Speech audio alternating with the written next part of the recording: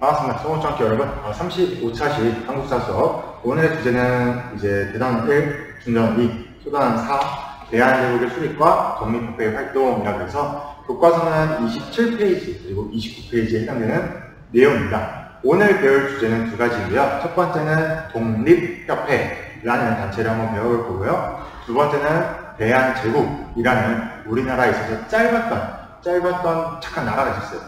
그 대한제국이라는 나라에 대해서 배워보도록 하겠습니다. 과연 어떤 역사가 오늘 앞에 펼쳐질지 같이 집중 잘 해서 수업 들어주시길 바랍니다. 자, 그럼 첫 번째 학습 목표 독립협회에 대해서 알아보도록 하겠습니다. 굉장히 우리나라 역사에서 중요했던 단체이고 일제 식민지 전에 우리나라 독립, 그러니까 우리나라가 아직 일제 식민지 당한 건 아니었지만 그 당시에 일본 또는 러시아, 미국 등 각국 강한 나라로부터 많이 간섭을 받고 있던 시기였어요. 이러한 간섭에서 독립하자는 것이었습니다. 자, 당시에 독립협회를 만든 사람이 누구였냐면 갑신정변에서 막내로 참여했던 갑신정변 주요 인사 중 가장 나이가 어렸던 서재필 선생님이었습니다. 서재필 선생님은 당시에 갑신정변 실패를 하자 일본으로 가셨다가 이제 미국으로 가서 견문을 더 넓히세요. 여기서 미국에서 견문을 더 넓히고 한국으로 돌아와서 우리의 자주적인 대한민국을 위해서 독립협회를 만드십니다. 그래서 이 독립협회가 왜 만들어졌냐 그 배경부터 살펴보면은 우리나라의 자주독립, 즉 이 조선이라는 나라가 자주성을 가지고 그 어떤 나라의 간섭과 지배도 받지 않고 자주적으로 독립할 수 있으며 또한 발전하기 위해서 세워진 것이 바로 독립협회입니다. 이 독립협회는 어떤 활동을 했냐면 우선 첫 번째 독립신문이라는 것을 편찬했는데요. 참고로 여러분 독립협회가 만들어지기 전부터 서재필 선생님께서는 이 신문을 먼저 편찬하였습니다. 신문을 편찬하던 중 이 독립협회를 만드신 거예요. 자, 아무튼 다시 신문 얘기를 돌아오면은 이 독립신문의 특징 한번 신문 한번 볼게요. 자, 지금 보시면은 신문에 보시면은 한글도 있고 또 영어로 되어 있습니다. 이 독립신문은 당시 수많은 대중들을 계몽하기 위해서, 즉 우리나라 조선 사람들한테 왜 우리가 지금 강한 나라들, 주변의 강한 나라들한테 지배받을 위기에 처해 있다. 우리가 빨리 깨우쳐야만 우리가 이 자주 독립을 할 수 있다. 라는 걸 알려주기 위해서 한글로, 읽기 쉬운 한글로 편찬이 되었고요. 그리고 해외 다른 나라들한테 지금 우리나라가 다른 나라에게 지배당하고 있습니다. 간섭을 받고 있습니다.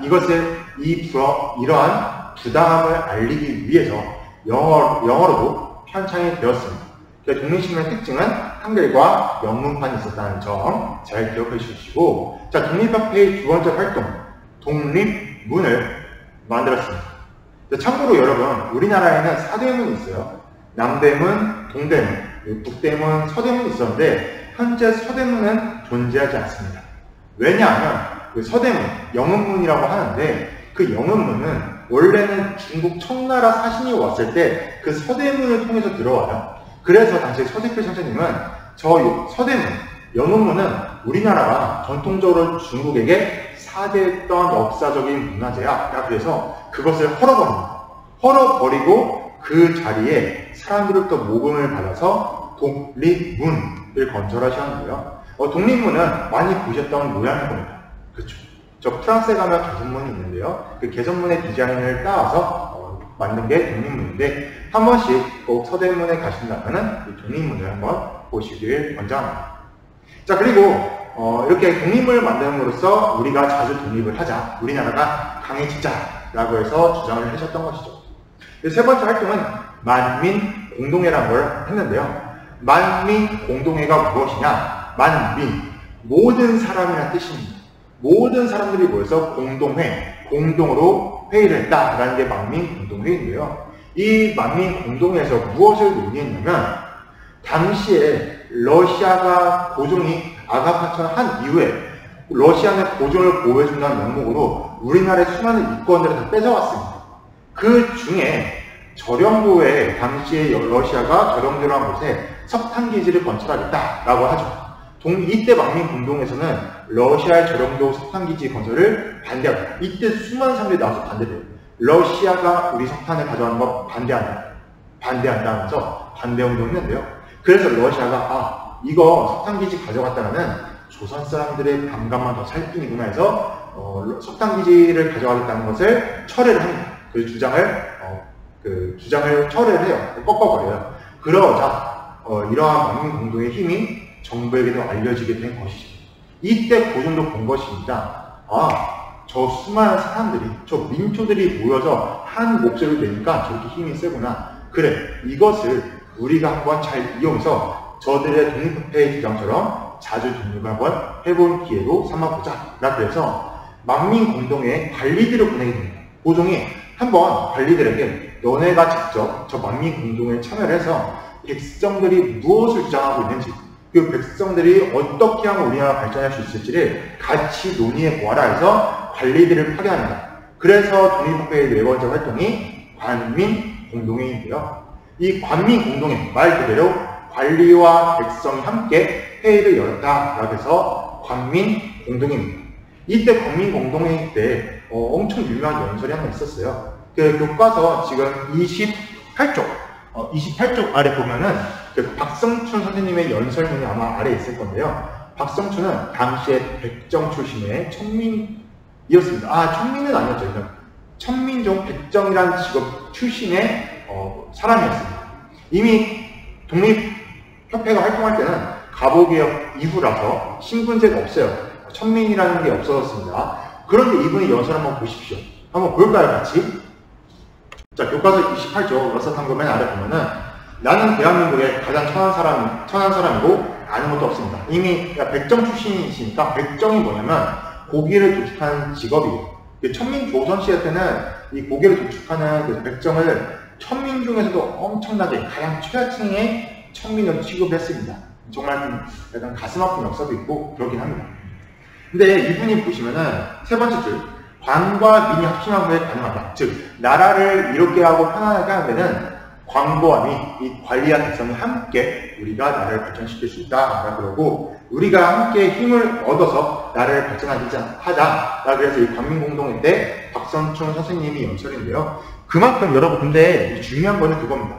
당시에 백정 출신이었던 이 박성춘 선생님께서 연설을 했다. 그만큼 이 독립협회는 그 누구든지 이 회의에 참여를 할 수 있고 그 누구든지 나라의 발전을 위해서라면 회의에서 자신의 발언할 수 있었다라는 점, 굉장히 민주적이고 어떻게 보면 열려있던 그러한 단체였다는 것 잘 기억해 주시길 바랍니다. 자, 하지만 안타깝게도 독립협회는 이렇게 우리의 자주적인 나라를 위해서 많은 노력을 했지만 일부 보수 세력들한테는 굉장히 큰 부담이었습니다. 왜냐면 우리가 저기 회의를 참여해서 갔더니 천민이 나와서 저기에 마이크 잡고 막 얘기를 하더라고요. 굉장히 그들에게는 충격인 거죠. 이미 신분제는 없어졌긴 했지만 사회적으로는 여전히 천민이라는 그 사회적 인식이 있잖아요. 그러니까 그러한 인식이 있으니까 이 보수층들한테는 보수적인 관리들 또는 보수적인 양반 출신의 사람들한테는 굉장히 약간 꺼려졌던 그런 모습이었던 거죠. 그러면서 이들의 눈에는 독립협회가 좀 안 좋게 보였을 겁니다. 그래서 이들이 독립협회를 해산시키고자, 없애고자 고종한테 무엇이라고 하냐면 전하, 지금 큰일 났습니다. 독립협회가 봉화정을 주장하고 있습니다. 즉, 국민들이 선거를 통해서 대통령을 뽑고 왕을 몰아내자라고 하고 있습니다 하면서 고종을 호되게 해요. 그래서 고종이 여기에 넘어갑니다. 그 당시에 고종이 명령을 내려서 이 독립협회를 해산시키는데요. 하지만 독립협회의 의의를 한번 살펴보면 독립협회는 전 국민이 참여했다는, 정말 모든 국민이 백정 출신일지라도 누구나 나라의 발전을 위해서라면 모든 국민이 참여해서 정말 대중적으로 나라의 발전을 논의했던 우리나라의 근대화를 꿈꿨던 단체였다라는 의의가 있습니다. 하지만 한계점은 미국과 일본에 대해서 너무 우호적이었어요. 이 독립협회에 대한 기록들을 다 살펴보면은 청나라 러시아는 매우 나쁜 나라, 우리나라를 빼앗았고 우리나라를 간섭하는 나쁜 나라. 근데 그 당시에 미국과 일본은 똑같이 서부 열강처럼 러시아, 청나라처럼 우리나라에 대해서 이권을 침탈해 갔거든요. 그런데 독립협회는 미국과 일본을 그렇게 나쁘게 보지 않습니다. 그런 걸 따지면 약간 국제적인 인식이 조금 부족하지 않았나. 그러니까 그들의 눈에는 미국과 일본은 우리나라를 도와주는 나라, 러시아 청나라는 나쁜 나라. 약간 이러한 편협한 시각이 좀 있었던 것 같습니다. 그랬던 한계도 있다는 점 알면서 첫 번째 독립협회에 대해서 그 배경, 내용, 의의와 한계까지 잘 살펴보았습니다. 첫 번째 학습 부분은 여기까지. 잠깐 쉬어가는 시간으로 독립협회에서 방금 관민공동의 박성춘의 연설을 잠깐 들었을 텐데요. 박성춘은 앞에서 얘기했듯이 100점, 천민 중에서도 가장 천한 100점 출신이었습니다. 근데 정말 대단한 건 여러분, 이 독립협회 그 회의를 할 때 그 100점이 이게 나와서 연설했다는 거는 그만큼 독립협회가 굉장히 개방적이고 누구나 와서 참여가 가능하고, 그리고 100점 출신이었더라도 저 사람에게서 어떤 의견을 들을 수 있다는 그런 다른 사람을 존중할 수 있는 그런 태도를 배울 수 있는 거죠. 그래서 여러분도 오늘날 우리가 살면서 중요한 거는 다른 사람이 저 사람은 뭘 못할 거야 라는 편견, 또는 저 사람을 무시하거나 아니면 뭐 얘기 들어줄 가치도 없어 라는 게 아니라 정말 한 명 한 명 다 인격적으로 소중한 존재이면서, 그리고 그 사람도 어떤 부분을 정말 뛰어나다는 점 생각하시면서 절대 타인을 무시하지 말고 항상 존중하면서 다른 사람을 이해할 수 있는 이런 독립협회의 태도에서 배웠으면 합니다. 그래서 잠깐 쉬어가는 시간이었습니다. 네, 두 번째 학습 목표, 대한제국입니다. 여러분도 아시나요? 우리나라 역사에서도 제국이 있었어요. 즉, 제국이 뭐냐면 황제가 다스리는 나라다라고 보시면 됩니다. 선생님, 무슨 제국이에요 우리나라가? 라고 할 수 있는데 이때 고종이 스스로 황제 자리에 취임한, 그만큼 고종은 조선 후기에, 이제 조선은 그동안 이제 조선 후기쯤에 이때쯤 청나라, 일본, 러시아 등 다양한 나라들 가져을 받으니까 우리나라는 더 이상 다른 나라에 간섭받지 않고 자주적인 나라가 되겠다. 그래서 제국으로 바꿨는데 그게 바로 대한제국입니다. 우리나라 역사도 굉장히 짧게 있던 시기였고, 또 어떤 역사학자들은 그냥 조선 후기로 봐요. 그런 사람도 있어요. 아예 나라를 인정하지 않는 그런 시각도 있습니다. 하지만 우리나라에서 잠깐 있었던 대한제국 시기의 역사, 이 시기가 과연 어떤 의미를 남겼는지 알아보도록 하겠습니다. 우선 대한제국이 만들어지게 된 배경은 고종이 러시아 공산으로 도망을 가자마자 엄청난 지식인들 그리고 엄청난 사람들의 비판을 받아요. 전하, 지금 그게 무슨 짓입니까? 아니 전하, 지금 우리나라 왕이 지금 공산으로 도망을 가다니 이거 정말 안 되는데 하면서 고종 보고 돌아가고 막 요청이 엄청 많이 들어와요. 그래서 고종도 그래, 결심했어. 나는 돌아가겠다. 돌아가면서 그래도 뭔가 달라진 걸 보여줘야 되잖아요. 그래서 고종이 나 앞으로 왕 안 해. 난 이제 황제. 왜냐면 그 왕과 황제 의미가 좀 달라지는 게 뭐냐면 왕은 왕 위에 한 단계 더 높은 지위가 있었어요. 그게 바로 황제라는 표현이었어요. 그러니까 고종 스스로도 난 이제 누구도 나에게 명령할 수 없는 나는 가장 높은 존재야. 황제여서 황제의 자리에 올라간 것이죠. 그래서 대한제국을 선포하게 되었는데요. 그 대한제국의 내용을 보면은 고종이 황궁한 이후, 러시아 공사관에서 돌아와서 황궁한 이후에 대한제국을 선포합니다. 이제 조선은 대한제국인가, 나는 황제인가 하면서 황제 격식을 갖추게 되고, 당시에 황제만이 세울 수 있는 건물, 황구단을 만들고 여기서 이제 취임식을 갖습니다. 근데 이 그러면서 동시에 고종은 당시 국제정세를 봤더니 모든 나라들이 법이 있다더라. 그래서 대한제국에 어울리는 법, 대한국 국제를 만듭니다. 대한제국의 법. 그래서 대한국 국제를 만드는데요. 그 대한국 국제 잠깐 교과서 맨 아래 있거든요. 교과서 맨 아래 보시면은 역사 탐구 대한국 국제가 있는데, 자 여기 한번 처음부터 볼게요. 제1조 대한국은 세계 만국에 있는 자주 독립제국이다. 그만큼 고종의 메시지를 던져준 거죠. 더 이상 우리 간섭하지 마. 우리는 자주적으로 살 거야. 자, 제2조. 근데 여기부터 대한국 정치는 만세불변의 전제 정치이다. 자, 이거 뭐냐면 만세불변. 계속해도 변하지 않는다. 변하지 않는다. 뭐가? 전제 정치.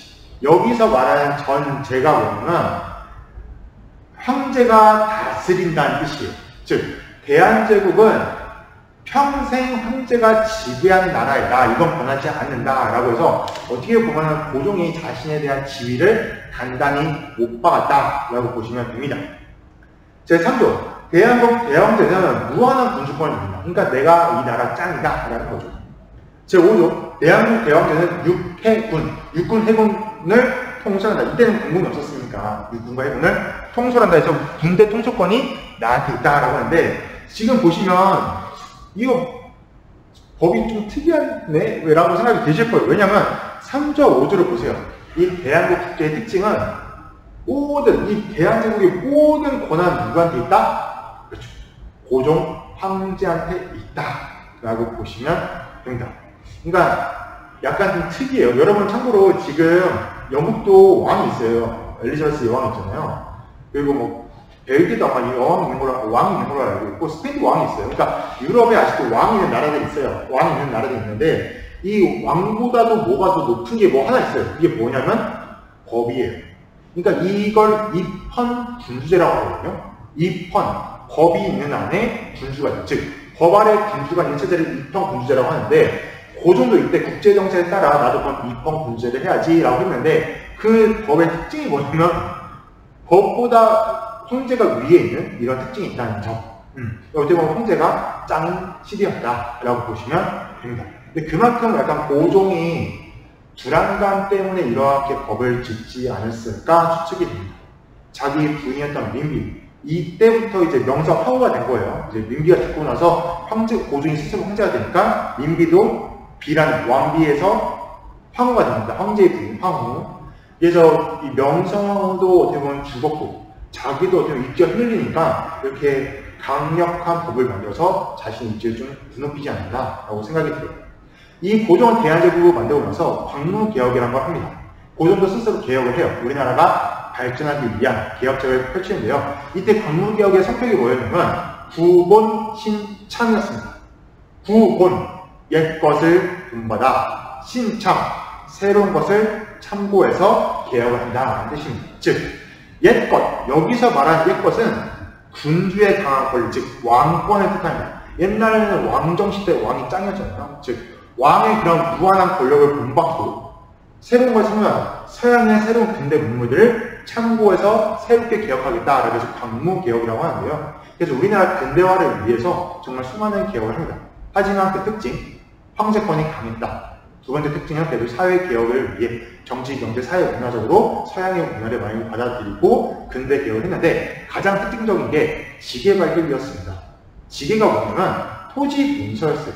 그 전까지는 예를 들어 청북 지역에 이 옥길리 땅이 있다고 봅시다. 그럼 이 땅이 옛날에는 여기 김치나 딱 모범을 받고 있었어요. 그러면은 이 김치 땅이 여기가 이씨 땅이 여기, 이게 경계선이 정확하지가 않아요. 그냥 저기 길까지 우리 땅이요, 저기 넘어오지 마, 이러고 있는데, 이때부터 지계라는 걸 발급하는데, 이게 뭐냐면 국가가 공인한 토지 문서예요. 즉 김씨 이 사람의 땅은 옥길리에서 어디부터 어디까지 몇 평이 이 사람 땅이다 라고 해서 국가가 정확히 측량, 국가가 땅을 세서 인정을 해줍니다. 공인을 해줘요. 이게 바로 지계 발급인데, 이거 굉장히 중요한 게, 그 전까지 정근대 조선시대 때까지는 그냥 두루두루 저 땅이 내 땅이요 막 이러고 살았는데, 이때부터는 법이 이제 국가의 통제 아래 이 땅은 우리 땅, 저 땅은 우리 땅, 이런 식으로 지계를 발급했다. 그만큼 근대화가 되었다, 뭔가 문서화가 되었다 라고 보시면 됩니다.